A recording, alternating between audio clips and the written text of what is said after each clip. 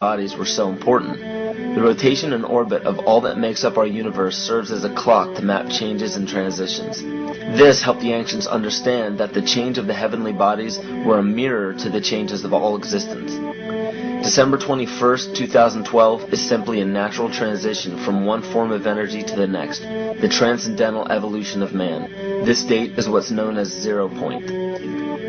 Our sun, as well as our planet Earth, is losing its magnetic field as the Earth is slowing in its rotation. All the while, its base resonant frequency, also known as the Schumann cavity resonance, is increasing in accordance with the predictable sequence of the Fibonacci theory. At a cellular level, our bodies respond to an electromagnetic pulse. The ancients called this the sacred circuit. The cells receive this pulse from the brain, which receives its pulse from the heart, which receives its pulse from the Earth. This pulse comes from the solar system, which from there comes from the galaxy, which ultimately comes from our entire universe. We literally share a pulse with all of existence. Yet another example of everything being one. For as long as scientists have been recording the Earth's pulse, it has remained at approximately 7.8 cycles per second. This was a constant fixed number until 1986 into 1987. It rapidly began increasing to about 9 cycles per second in 1996. So in one decade, it increased by about 2 cycles per second. By 2012, this pulse will be right around 13 cycles per second, just as the Fibonacci theory indicates. What does this mean for humanity? Just as cymatics has shown that higher frequencies result in more complex patterns, we are now experiencing the beginning of a major shift in both physical and spiritual vibration.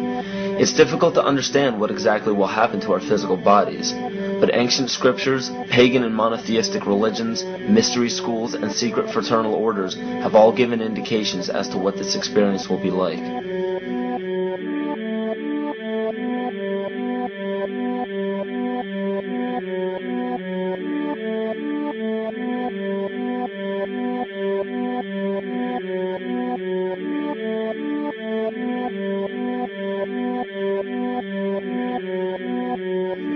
This will be the shift of the ages, the transcendental period of monumental changes to humanity. Those unprepared for this transition will likely not be able to cope with the rapid changes in the psyche. The only way to prepare for what is to come is what we have sought after for our entire lives: truth. Not the truth about governments, commerce, religions, terrorism, or anything external, but the truth within ourselves, within our psyche and our shadow self. Especially in Western cultures, we are taught that being normal means only being happy and never sad, only loving and never angry, only forgiving and never jealous. This sounds plausible, but it is not. We are not meant to repress any negative emotions because it causes imbalance. To conquer our emotions, we must embrace them, not fight them. We must acknowledge them and allow them to serve their purpose as we learn from them. The ancient Essene culture left teachings dating back about 6,000 years. They taught that our relationships with one another, with the universe, and with situations and events are mirrors of the parts of our psyche that need to be cleansed. Author Greg Braden beautifully explains this entire segment at great length in his work. His hard work and understanding of these subjects contributed largely to the marriage between science and spirituality. It is very important to understand that when you fear loss, fear death, fear war, fear terrorism, or fear change, you are giving others the ability to control you based on those fears. When you fight against poverty or against racism, when you fight for relationships or for freedom, you are outwardly attempting to repress that which has been placed before you to conquer inwardly. These situations are mirrors of our fears. This is why it is important to love and only love.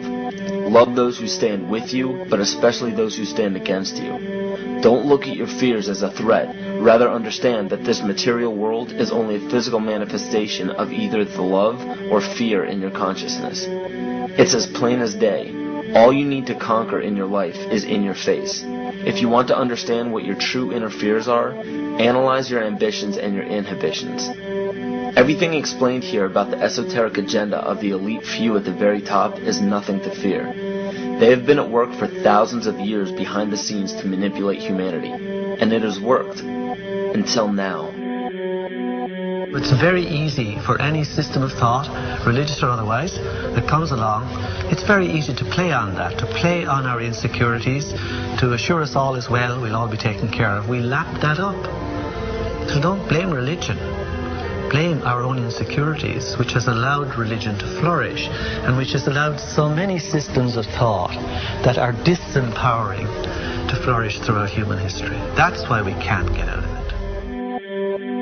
Ron Sankley, Department Chairman, Chemistry, University of California, Berkeley, showed that DNA acts as an antenna for cellular upregulation. The primary function they taught us about what DNA is about. It's a receiver and transmitter of photons, light, and phonon sound. For what? Cellular upregulation, meaning that their water molecules, the pyramid power around the DNA spiral energizing strands, are taking in the spiritual energy of love vibrations and then sending it out for manifesting, precipitating in a quantum field, the physical matter of the body. These are hertz, frequencies, or cycles per second that the musicians can retune their instruments to play and experiment with. Why? Again, these are the Creator's musical scale, the original solfeggio, buried for 3,000 years in the Bible. So the ancient priests who knew how to levitate the huge stones for the building of the pyramids, and the Masonic knowledge that predated ancient Egypt, the ability to have this information, these frequencies, serve the function of creation, destruction, and miracles on behalf of the empowered people who had access to this knowledge. I say that because of this metaphor.